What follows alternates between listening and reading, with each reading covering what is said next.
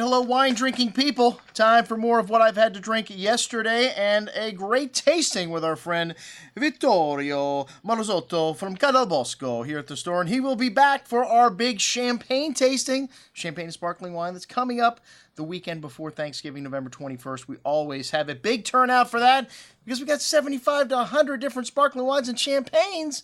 One of the best tastings of the year. We have champagne, caviar, and all kinds of other great appetizers to go with champagne. And it's always a good time, and pretty much is our way of saying, man, it's the holidays, let's party.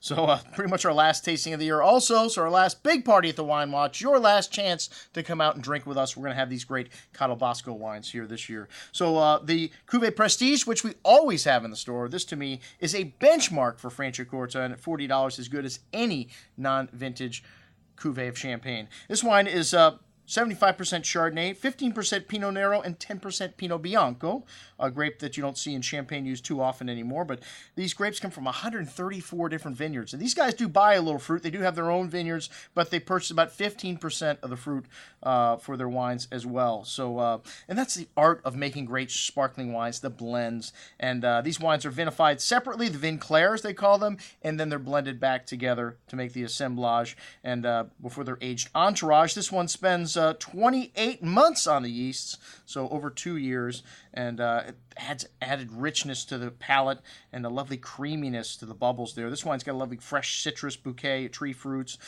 fresh leavened bread there, a little flinty, minerally, kind of smoky note, some floral aromas to the bouquet. On the back, it tells you the disgorgement date, which to me is all important when it comes to sparkling wines, especially if they don't have a vintage. This one disgorged in 2014, which would indicate to me that it's 2011 vintage juice, 28 months. Only 4.5 grams of residual sugar. These wines don't have quite as much residual added to them because they're not as far north as champagne. The grapes have more natural ripeness to them.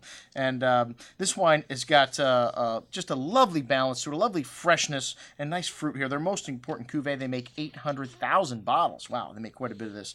Excellent juice. The 2009 vintage Saten, sorry. This is a Blanc de Blanc, so it's Chardonnay and Pinot Blanc, and they can use up to 50% of the Pinot Blanc varietal in this wine to be called Franciacorta.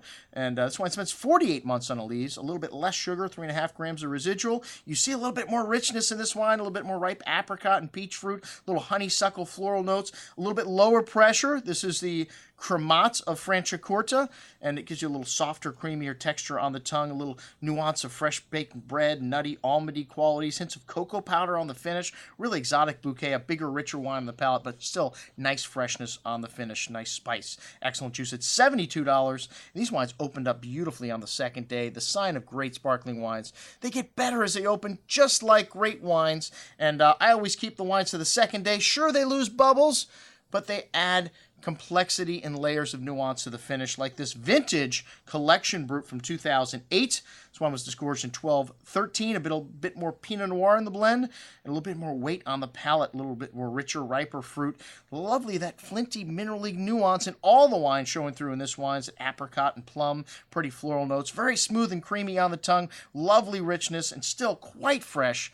That distinct mineral smoky quality at the end. 4 years on the lees, only 2.5 grams of residual in this one. So we're going down in the residual level, but most excellent juice. And then the Annamaria Clementi, Franciacorta Riserva. This wine's got incredible richness to the bouquet, kind of hazelnut, caramel corn, apricot, a lovely sun-dried fruit quality. And this wine says 7 years on the lees. 55% Chardonnay, Pinot Blanc, and Pinot Noir make up the rest of the blend. A bit more Pinot Blanc than Pinot Noir. And a symphony of different flavors coming off on the tongue, on the finish. Really lovely, tingly, minerally nuance, and really lovely length, that nutty kind of hazelnut nuance, very long, layered, creamy, even better on the second day. Most excellent juice at $109.